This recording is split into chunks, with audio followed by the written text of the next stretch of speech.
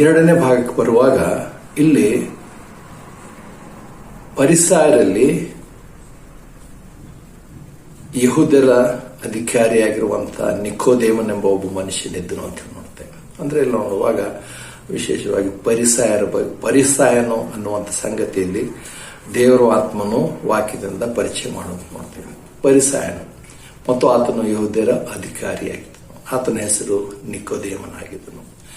ಪರಿಸಾಯನು ಅಂತ ಹೇಳಿ ಪರಿಚಯ ಮಾಡೋಲ್ಲ. ಸುಮಾರು ಕರ್ತನಾದ ಯೇಸು ಕ್ರಿಸ್ತನು ಅಥವಾ ದೇವರ ಆತ್ಮನ ವಾಕ್ಯ ಬರೆಸುವಾಗ ಕೇವಲ ಒಬ್ಬ ನಿಕೋದೇಮನ್ ಇದ್ದನು ಅಂತ ಹೇಳ್ಬೋದಾಗಿತ್ತು. ಆದರೆ ಇಲ್ಲ ನೋಡ್ತೇವೆ, ನಿಕೋದೇಮನ್ ಎಂಬ ಒಬ್ಬ ಮನುಷ್ಯನ ಬಗ್ಗೆ ಹೇಳುವಾಗ ಆತನು ಪರಿಸಾಯರಲ್ಲಿ ಒಬ್ಬ ಅಧಿಕಾರಿಯಾಗಿದ್ದನು, ಯಹೂದ್ಯರ ಅಧಿಕಾರಿಯಾಗಿದ್ದನು. ಅಂದ್ರೆ ಮತ್ತು ಅಷ್ಟೆಲ್ಲ ಮುಂದಿನ ಭಾಗದ ನೋಡುವಾಗ ಆತನು ಗ್ರೇಟ್ ಏನಂತಾರೆ, ನೀನೊಬ್ಬ ಟೀಚರ್, ಒಬ್ಬ ಬೋಧಕ ನೀನು ಅಂತ ಹೇಳಿ ಕರ್ತನ ಆತನ ಹೇಳುವಾಗ ಆತನು ಅಂತಂದ್ರೆ ಪಾಂಡಿತ್ಯವನ್ನು ಕೂಡ ಪಡೆದಿದ್ದನು ಮತ್ತು ಅದೇ ಸಮಯಕ್ಕೆ ಅಧಿಕಾರಿಯಾಗಿದ್ದನು ಅಂಥವನು. ಮತ್ತು ನೋಡುವಾಗ ಪರಿಸಾಯರು ಏನಾಗಿದೆ, ಪರಿಸಾಯರು ನೋಡುವಾಗ ನಾವು ನೋಡ್ತೇವೆ ಪರಿಸಾಯರ ಬಗ್ಗೆ ಮತ್ತೆ ಸುವಾರ್ತೆ 25ನೇ ಅಧ್ಯಾಯದಲ್ಲಿ ನೋಡುವಾಗ ಅಲ್ಲಿ ಅನೇಕ ಕಡೆ ಅಯ್ಯೋ ಕಪಟಿಗಳಾದ ಪರಿಸಾಯರೇ, ಶಾಸ್ತ್ರಿಗಳೇ ಅಂತ ಹೇಳಿ ಕರ್ತನು ಅವರನ್ನು ಖಂಡಿಸಿರೋದು ನೋಡ್ತೇವೆ. ಯಾಕಂದ್ರೆ ಅವರು ಯಹೂದ್ಯರಲ್ಲಿಯೇ ಒಂದು ರೀತಿ ಅವರು ತಾವು ವಿಶೇಷವಾದಂಥವ್ರು ಅಂತ ಹೇಳಿ ತಮ್ಮನ್ನು ತಾವು ಬಿಂಬಿಸಿದರು. ಅಂತ ಒಂದು ಪಂಗಡ ಕಟ್ಕೊಂಡಿದ್ರು.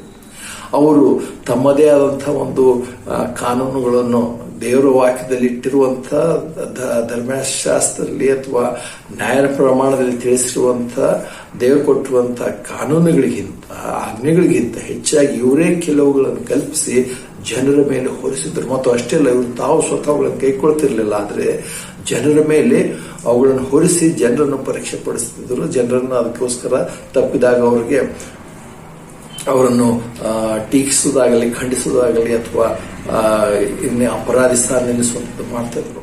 ಅದಕ್ಕೆ ಕರ್ತನಾದ ಅವರನ್ನು ಹಾಗೆ ಖಂಡಿಸಿದಂತ ನೋಡ್ತೀವಿ. ಮತ್ತು ಅಷ್ಟೇ ಅಲ್ಲ, ಮೋಶೆಯ ಸ್ಥಾನದಲ್ಲಿ ಕೂತ್ಕೊಂಡು ನ್ಯಾಯವನ್ನು ಮಾಡುವಂಥವ್ರು ಇವರಾಗಿದ್ರು. ಮತ್ತು ಇಡೀ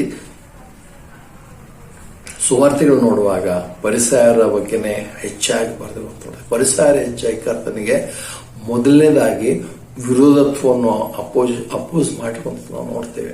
ಅಂದ್ರೆ ಇಂಥವರಲ್ಲಿ ಈ ನಿಕೋದೇಮನು ಒಬ್ಬನಾಗಿದೆ. ಇವ್ರು ಏನ್ ಕಲಿಸಿದ್ರು, ಕೇವಲ ಏನಂತಾರೆ ಒಂದು ರೀತಿ ಕ್ರಿಯೆಗಳಿಂದ ನಂಬಿಕೆ ಅನ್ನುವಂಥದ್ದೇ ಅವರು ಕಲಿಸುವಂಥದ್ದಾಗಿತ್ತು. ನೀವು ಇದನ್ನು ಮಾಡ್ಬೇಕು, ಅದು ಮಾಡಬೇಕು, ಸಬ್ಬತ್ ದಿವಸದಲ್ಲಿ ಇಂಥದ್ದು ಮಾಡಬಹುದು, ಸಬ್ಬತ್ ವಿಷಯದಲ್ಲಿ ಕರ್ತನನ್ನು ಬಂದು ಪ್ರಶ್ನೆ ಮಾಡಿರುವಂಥವ್ರು ಇವರೇ.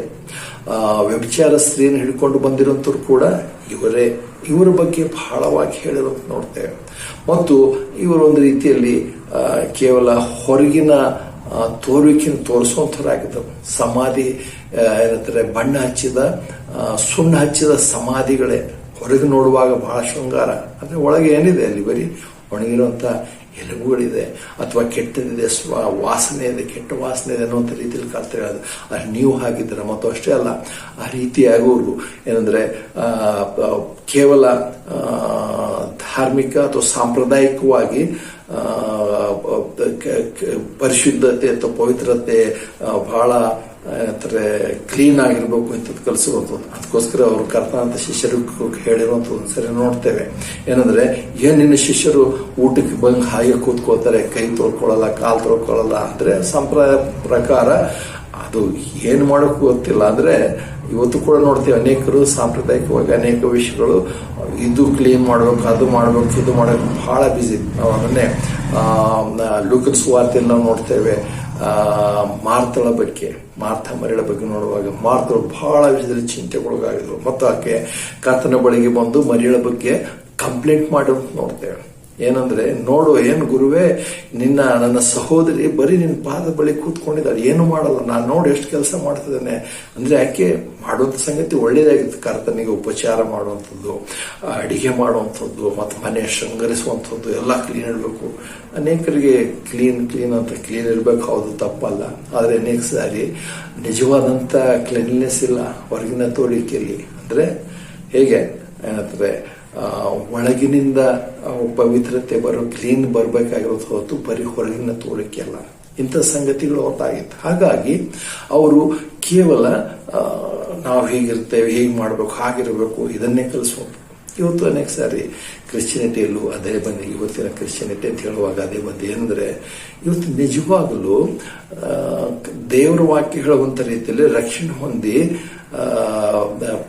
ನೀತಿವಂತರಾಗಿ ನಮ್ಮ ನೀತಿವಂತಿಕೆ ಅಲ್ಲ, ಕರ್ತನಾದ ಯೇಸುವಿನಲ್ಲಿಡುವಂತ ನಂಬಿಕೆ ನಿಮಿತ್ತ ನಾವು ನೀತಿವಂತರಾಗಿದೆ ಅಂತ ಹೇಳೋದಕ್ಕಿಂತ ಹೆಚ್ಚಾಗಿ ಇವತ್ತು ಅನೇಕ ಗುಂಪುಗಳು, ಅನೇಕ ಚರ್ಚ್ಗಳು, ಅನೇಕ ಕ್ರೈಸ್ತ ಗುಂಪುಗಳು, ಸಂಘ ಸಂಸ್ಥೆಗಳು ಮಾಡೋದು ಕೇವಲ ಮಾರಲ್ ಲೆಸನ್ ಕಲಿಸ್ತಾರೆ, ನೀತಿ ಪಾಠ ಕಲಿಸ್ತಿದ್ದಾರೆ.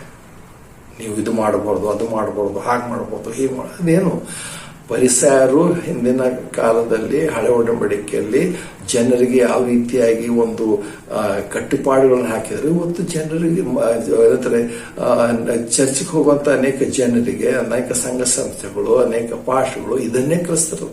ನೀವು ಇದು ಮಾಡಬಾರ್ದು, ಅದು ಮಾಡಬಾರ್ದು, ಇದನ್ನು ಕುಡಿಯಬಾರ್ದು, ಇದನ್ನು ತಿನ್ನಬಾರ್ದು, ಇದನ್ನು ಹಾಕೊಳ್ಬಾರ್ದು, ಇದನ್ನು ಮಾಡಬಾರ್ದು ಅಲ್ಲ. ಅದರ ಬದಲಾಗಿ ಅದಕ್ಕಿಂತ ವಿಶೇಷವಾಗಿ ನಿಜವಾಗ್ಲೂ ಒಳಗಿನಿಂದ ಬರುವಂತ ಸಂಗತಿ ನಾವು ಕಲಿಸ್ಬೇಕು. ಕರ್ತನಾದ ಯೇಸು ಕ್ರಿಸ್ತನು